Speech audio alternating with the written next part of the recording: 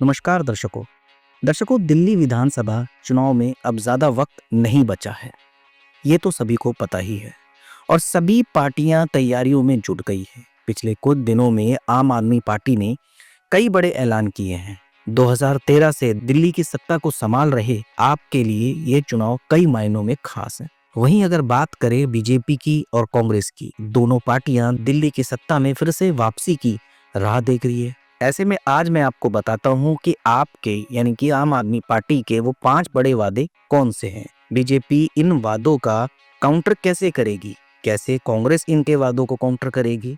जी हाँ, आम आदमी पार्टी ने पिछले कुछ दिनों में 5 बड़े ऐलान किए हैं। इनमें महिलाओं के लिए 2100 रुपए महीना, संजीवनी योजना के तहत 60 साल से ज्यादा उम्र के लोगों का फ्री इलाज, बुजुर्गों के लिए पेंशन स्कीम, 24 घंटे दिल्ली वासियों को साफ पानी और पुजारियों और ग्रंथियों के लिए सैलरी का ऐलान है। आपके इन वादों को जहां केजरीवाल समेत कई पार्टी नेता मास्टर स्ट्रोक बता रहे हैं, तो वहीं बीजेपी इसको लेकर हमलावर है। बीजेपी इन वादों को केजरीवाल की हताशा और दिल्ली वालों से धोखा बता रही है। उनका कहना है कि केजरीवाल सिर्फ लोगों से झूठा वादा कर रहे हैं, जबकि सच यह है कि उन्होंने सिर्फ लोगों को धोखा दिया है। केजरीवाल के हर ऐलान पर बीजेपी हमलावर है।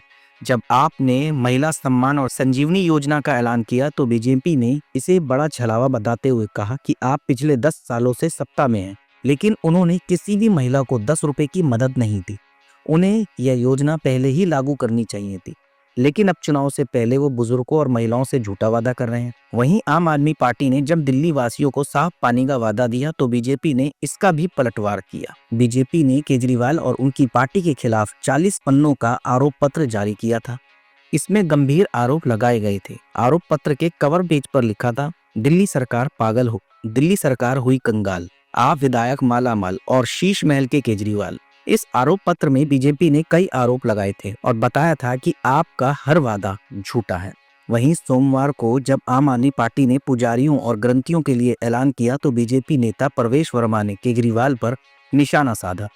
उन्होंने कहा, मैं सालों से कह रहा हूं कि मंदिर के पुजारियों को और सभी गुरुद्वारों के ग्रंथियों को भी सैलरी दो, लेकिन केजरीवाल 10 साल से सभी मस्जिदों के मौलवियों को और उनके सहयोगियों को सैलरी दे रहे थे। अब चुनाव आते ही उनको पुजारी और ग्रंथी याद आ रहे हैं। दिल्ली विधानसभा चुनाव के लिए बीजेपी की ओर से अभी तक कोई घोषणा पत्र नहीं जारी किया गया, न ही किसी बड़े वादे का ऐलान किया गया, लेकिन ऐसा माना जा रहा है कि बीजेपी भी महिला, बुजुर्गों और युवाओं के लिए कुछ बड़े ऐलान कर सकती है। हाल ही में बीजेपी सांसद मनोज तिवारी ने कहा था कि वह आपके वादे से 5 गुना ज्यादा दिल्ली वासियों को देने के लिए तैयार है। दर्शकों, ये तो बात हुई बीजेपी और आम आदमी पार्टी की। वैसे तो आप लोगों ने हमेशा देखा है कि आम आदमी पार्टी के बनने से पहले हमेशा दिल्ली के लिए कांग्रेस और बीजेपी की टक्कर रहती थी, लेकिन अब जिसे कहते हैं कि ये मामला त्रिकोणीय भी नहीं कह सकते, क्योंकि कांग्रेस उस तरीके से हमलावर नहीं है जैसे कि बीजेपी आम आदमी पार्टी पर।